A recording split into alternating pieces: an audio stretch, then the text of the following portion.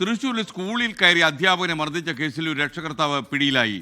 ശ്രീനാരായണപുരം പോഴങ്കാവ് സ്വദേശി ധനേഷാണ് ഇപ്പോൾ പോലീസ് കസ്റ്റഡിയിലായത്.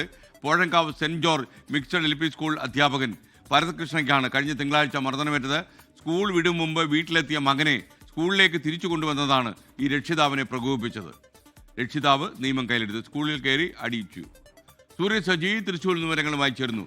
സൂരജ്, ഈ രക്ഷിതാവിൻ്റെ കൂടുതൽ വിവരങ്ങൾ എന്തൊക്കെയാണ്?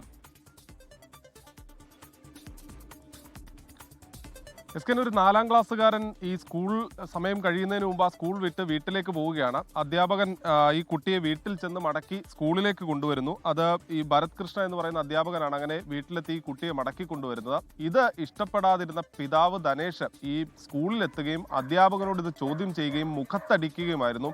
അധ്യാപകനെ മുഖത്തടിച്ചു എന്ന് മാത്രമല്ല, ഇദ്ദേഹം മുകളിൽ നിൽക്കുന്ന സമയത്ത് പിന്നിലേക്ക് തള്ളിയിട്ടു. തലയിടിച്ച് ഈ അധ്യാപകൻ വീഴുകയും ചെയ്തു. ഇത് സ്കൂൾ സമയത്ത് കുട്ടികളൊക്കെ നോക്കി നിൽക്കുകയായിരുന്നു ഈ ആക്രമണം ഉണ്ടായത്.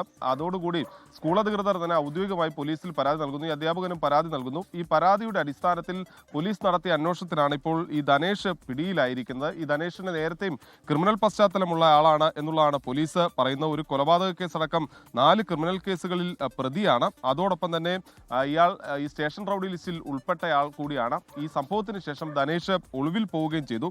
ഒളിവിൽ കഴിയുന്നതിനിടെ, അതായത് നെടുമ്പാശ്ശേരിക്കടുത്താണ് ഇയാൾ ഒളിവിൽ കഴിഞ്ഞിരുന്നത്. ഒളിവിൽ കഴിയുന്നതിനിടെ പോലീസ് ഈ നടത്തിയ അന്വേഷണത്തിൽ ഇയാൾ പിടിയിലാവുകയായിരുന്നു. എന്തായാലും പ്രതിയെ പോലീസ് കസ്റ്റഡിയിലെടുത്തിട്ടുണ്ട്. ഇപ്പോൾ റിമാൻഡ് ചെയ്യുകയും ചെയ്തു. ലോകത്തെവിടെയായാലും ഏത് സമയത്തും 24 വാർത്തകളും ഓഗ്മെന്റഡ് റിയാലിറ്റി പാക്കേജുകളും എക്സ്പ്ലെയിനറുകളും വിശദമായി കാണാൻ ഞങ്ങളുടെ YouTube ചാനൽ നിങ്ങൾക്ക് സബ്സ്ക്രൈബ് ചെയ്യാം.